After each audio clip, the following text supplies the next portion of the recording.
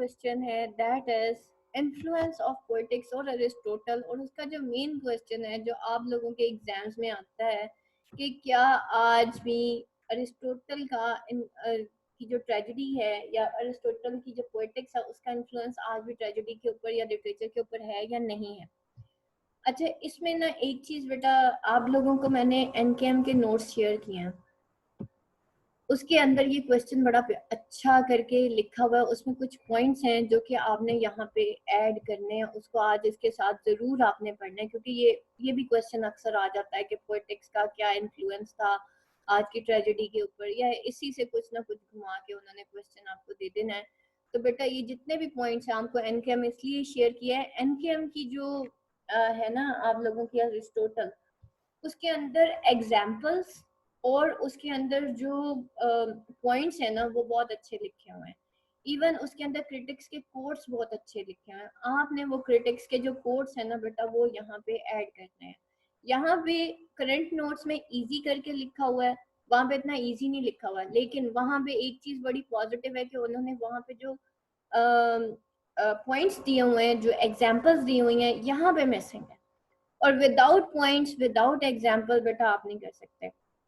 Concept आपने easy करके लिखना है, लेकिन जो पॉइंट्स और एग्जाम्पल्स होती हैं वो आपने सारी एनकेएम से यहाँ पे ऐड करनी है।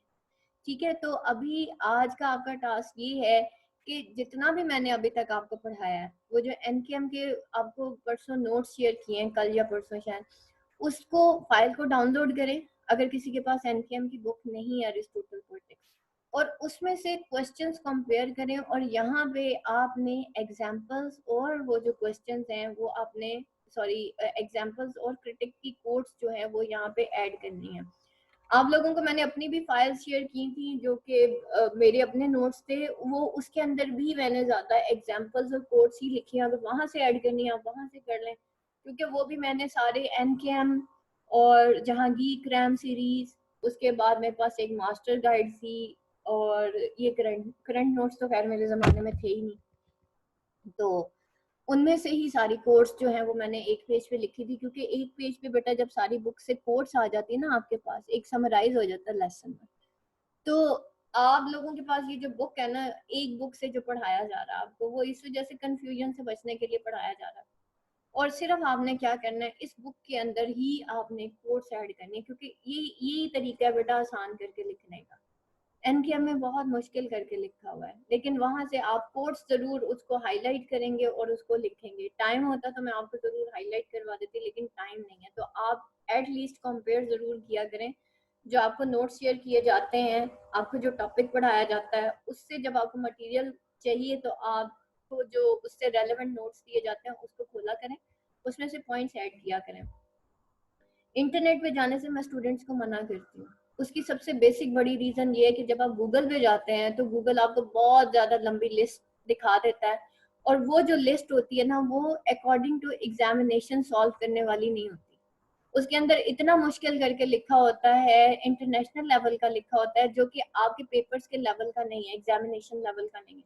एग्जामिनेशन लेवल की अगर आप बुक्स देखें तो वो आप लोगों की एक एनकेएम है और एक आपकी करंट नोट्स है मेन। ठीक है, जो एक्स्ट्रा चीज होती है जो मैंने करवानी होती है, अगर मुझे इन दोनों से नहीं मिलती तो बेटा वो मैं आपको खुद शेयर कर देती हूँ। लेकिन कोशिश करें कम से कम नोट्स के ऊपर जो है ना आप रिलाई करें। जितने ज्यादा नोट्स खोलेंगे उतने ज्यादा कंफ्यूज हो जाएंगे। तो कंफ्यूजन से बचने के लिए बहुत ज्यादा जरूरी है इंटरनेट पे सिर्फ जब आपको जरूरत हो ना कि जी आपको कोर्स की जरूरत है, course for Aristotle poetics, course for 3 unities, course for, तो फिर जरूर जाएं, डेफिनेशंस के लिए चले जाएं कि चले आपको एक लाइन में, या आपको कोई टेक्स्ट है उसकी समझ नहीं आ रही, वो टेक्स्ट का पैराफ्रेजिंग लिख दें, आपको गूगल शो कर देगा। लेकिन फॉर नोट्स जो है कोशिश करें बेटा कि जो आपको ये 2 किताबें दे दी है ना, ये 2 भी बहुत है, ये 2 ही अच्छी तरीके से पढ़ लेंगे तो बेहतर है। मैंने नॉर्मली नोट किया है ऐसे स्टूडेंट्स जो बहुत ज्यादा मटेरियल खोल के बैठ जाते हैं ना, उनका नॉलेज नो डाउट बहुत ज्यादा होता है, बहुत ज्यादा होता है, लेकिन इन द पेपर वो उस तरह से परफॉर्म नहीं कर पाते जितना उनका नॉलेज होता है।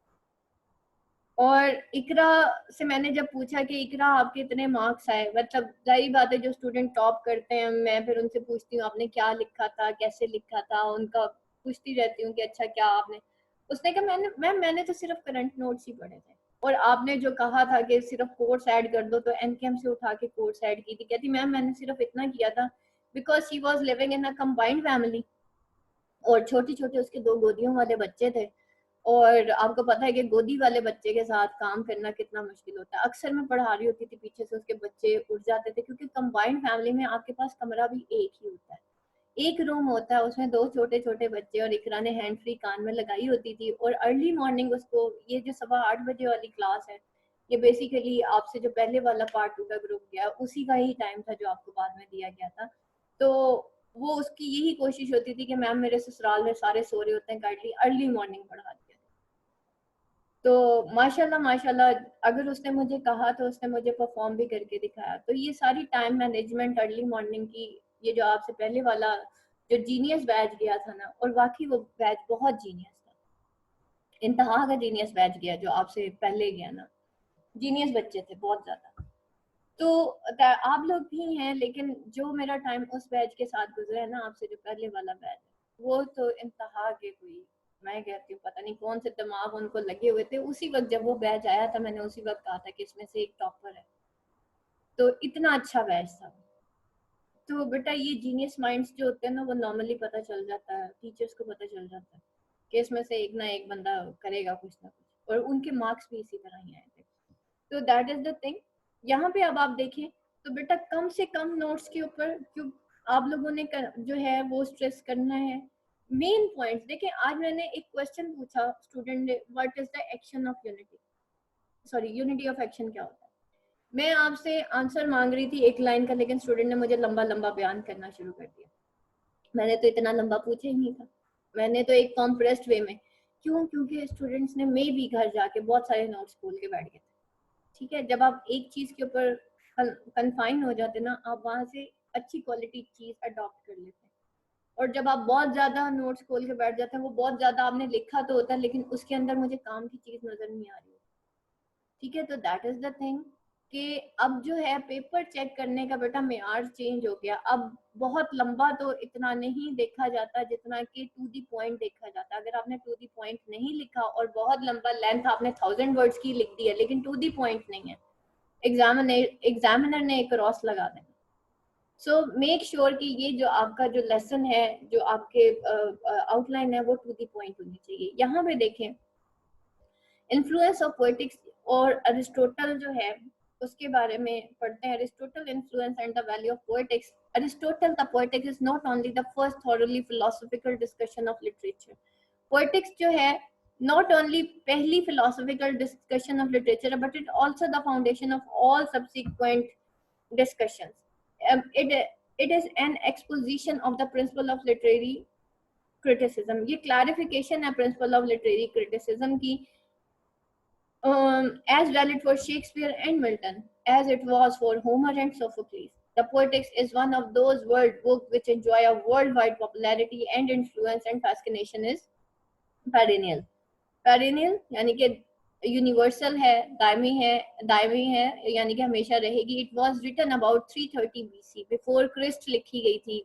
हजरत ईसा अलैहिस्सलाम के पैदा होने से 330 साल पहले लिखी गई थी।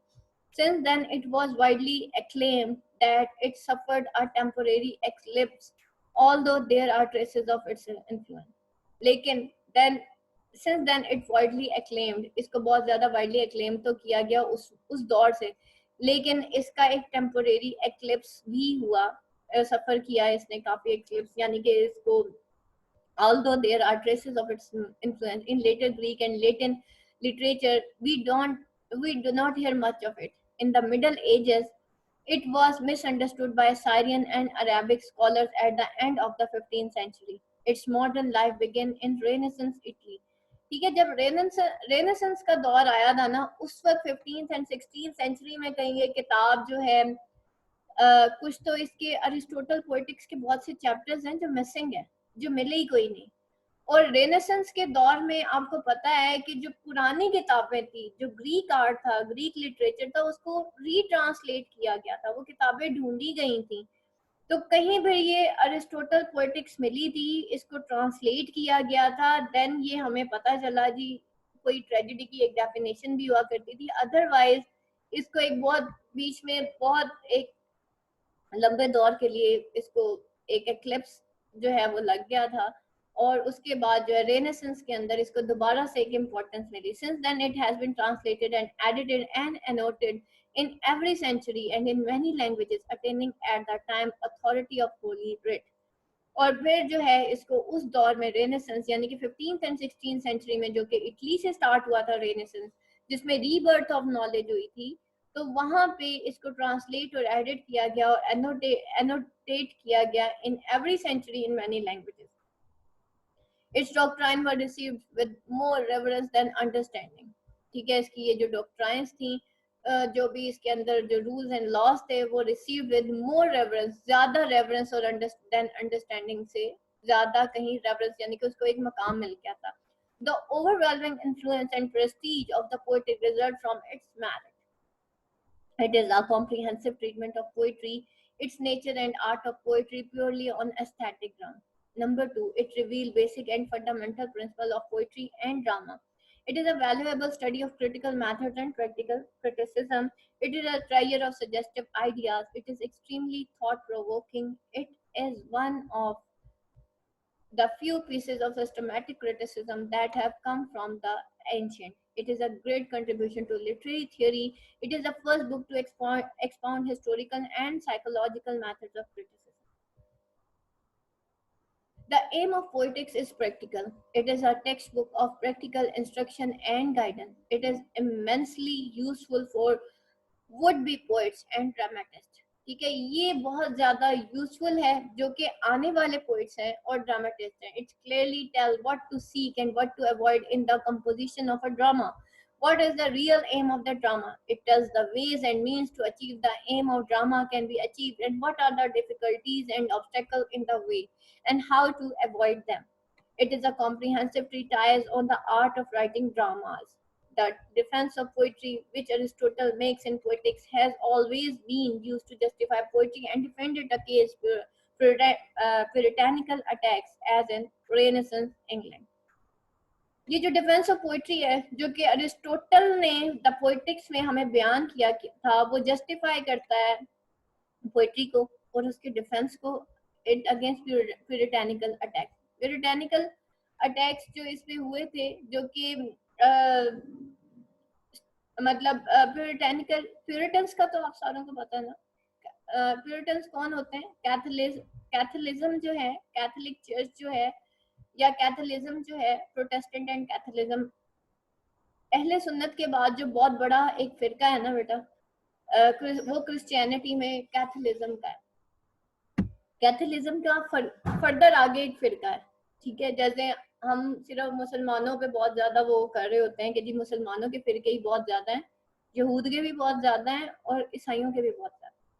ठीक है, तो ईसाइयों का एक फिरका है जिसको प्यूरिटन्स कहा जाता है. और प्यूरिटन्स ये स्ट्रिक्ट रिलीजियस लोग होते हैं. ये कहते हैं जहां पे इवल देखो ना उसको किल कर दो. इनके बहुत ज्यादा स्ट्रिक्ट रूल्स होते हैं. मोहब्बत का इजहार इनका बिल्कुल भी नहीं होता, और बस ये कहते हैं कि हम तो प्यूरिफाई करने आए हैं दुनिया को, तो जहां पे इवल देखेंगे हम उसको किल कर देंगे. ठीक है, यानी कि इनके बहुत ज्यादा रिजिड जो है ना, वो स्ट्रिक्ट किस्म के रिलीजियस असूल होते हैं.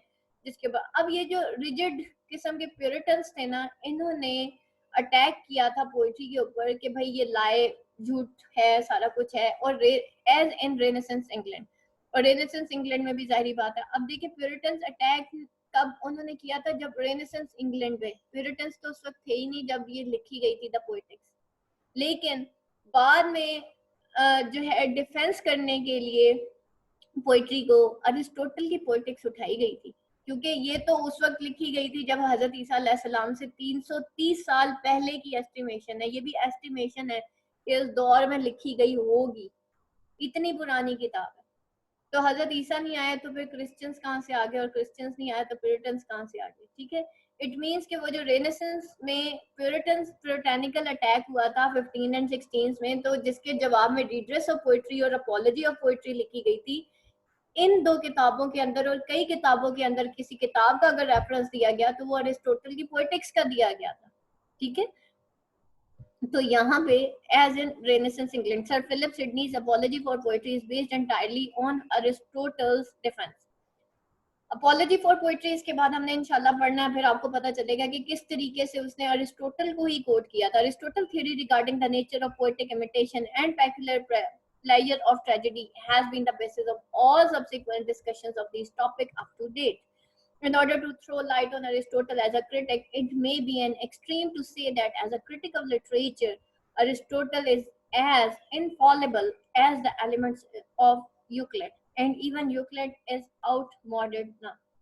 But we may justifiably echo the saying of Salisbury that it is impossible for anyone who undertakes the office of a critic to omit Aristotle without very harm.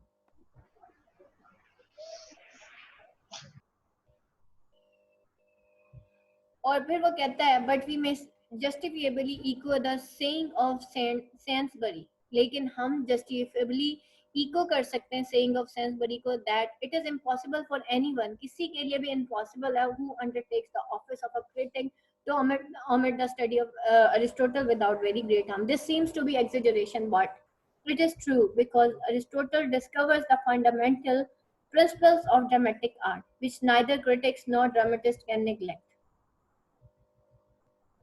Aristotle's attitude is cool and objective like a scientist. He is the first scientific critic. He successfully achieved almost all the criticism can achieve on inductive principle by observation, analysis, classification, and generalization. Sainsbury says in his History of Criticism, although in literary criticism we have advanced at some point to further position. However, over most of ground, we are still engaged in consolidating the territory which Aristotle occupied. Literary criticism in Europe has centered around the poetics. Ever since the Renaissance, it has provoked thought and discussion, and thus directed literary criticism and helped to clarify literary concepts. It has suggested different possible ways of study and inquiry. Out of various misinterpretations and misunderstandings of poetics was formed the complex notion and rules which constitute pseudo-classicism and which influenced the entire course of English literary history during the 17th and 18th centuries. The authority of Aristotle was now second only that of the Bible, and to disagree with Aristotle was sacrilege and a blasphemy. It was in early 18th century that the hold of so-called Aristotelian rules was most rigid. अच्छा जी, Aristotle का ये जो concept था, ये जो authority of Aristotle was now second only that of Bible. ठीक है, Bible के बाद जो है अरिस्टोटल की ये जो अथॉरिटी है इस बुक की, ये सेकंड वन है. And to disagree with Aristotle was a sacrilege and blasphemy. और ये जो है एक सैक्रिलेज और ब्लास्फेमी है, यानी कि ये एक रिलीजियस ऑफेंस है कि आप जो है इससे इनकार कर दें. It was in early 18th century. और आपको पता है अरिस्टोटल ने ही कहा था कि ये दुनिया जो है सन सेंटर्ड नहीं है बल्कि अर्थ सेंटर्ड है, अर्थ के गर्द घूमती है. और यही चीज बाइबल में लिखी गई थी. और बाइबल के बाद जो सेकंड जो अथॉरिटी थी वो अरिस्टोटल को दी जाती थी चर्च के अंदर. It was in early 18th century that the hold of so-called Aristotelian rules was most rigid. Ever since the Renaissance, Aristotle has wielded great authority, as is clear from the pronouncement of Sir Philip Sidney, Ben Jonson and many others. और बाद में इसको और ज्यादा great authority मिल गई जब इसको pronounce किया गया sir Philip Sidney, Ben Jonson and many other. But it was in early 18th century that his influence and authority reached its zenith. zenith कहते हैं अरूज पे पहुंच जाना, zenith कहते हैं बिल्कुल आसमान पे.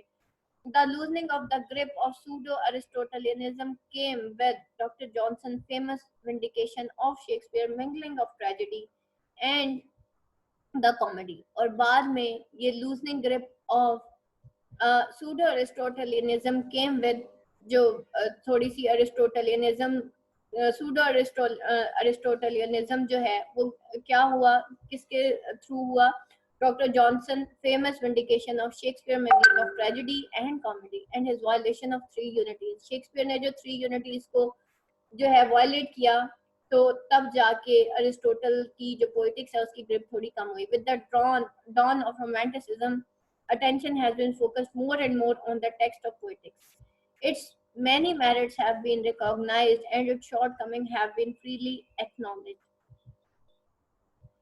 F.L. Lucas says, यहाँ पे E लिखा हुआ है, F.L. Lucas है. F.L. Lucas says, even today the poetics continues to be studied and prescribed as textbook in schools and colleges all over the world, from California to Calcutta. This is so because Aristotle has formulated once for all great principles of dramatic art, the canons of dramatic logic, which a dramatic can ignore only at his peril. T.S. Eliot is right when he calls Aristotle a man of universal intelligence. A truer understanding of poetics has done away with blind idolatry, but it has also resulted in a better appreciation of real value. ये जनाब आपका आज main जो question था ये and हो गया है कि इसकी इम्पोर्टेंस जो है आज के दौर में क्या है, और इसके अलावा आप और भी बहुत सारे इसमें पॉइंट्स लिख सकते हैं अरिस्टोटल पोएटिक्स के कि अब के जितने भी इन्फ्लुएंस है इसका आज भी है, बिकॉज इसका जो स्पेशली इसने ट्रेजेडी की डेफिनेशन दी थी उसकी वजह से, और फिर जो बेसिक है हम आज भी अरिस्टोटल की ही जो पोइटिक्स है उसी को फॉलो करते हैं एज अ ट्रेडिशन के, उसी को सामने रख के फिर बाकी सारी ट्रेजेडीज जो हैं वो बनी है. यहाँ तक बेटा किसी का कोई क्वेश्चन है तो मुझसे पूछ लें. कल सिर्फ हमारा एक क्वेश्चन रह गया था, लास्ट वन, द कॉमेडी, और अरिस्टोटल कॉन्सेप्ट ऑफ कॉमेडी हमारा लास्ट क्वेश्चन रह गया जो कहीं पिछले सालों में एक दफा आया था, और वो भी आप लोगों को करा देते हैं. और उसके बाद हमने पास्ट पेपर्स इंशाल्लाह फ्राइडे ग्रीक राइटर ही होगा, ईडिपस, यूक्लिड, और इस तरह के सारे नाम बेटा ग्रीक्स के ही होते हैं, वो सब बस वैसे ही पता चल रहा है कोई ग्रीक ही है. एस्टाइलस, ई वाले नाम इनके बहुत ज्यादा हैं ग्रीक्स के.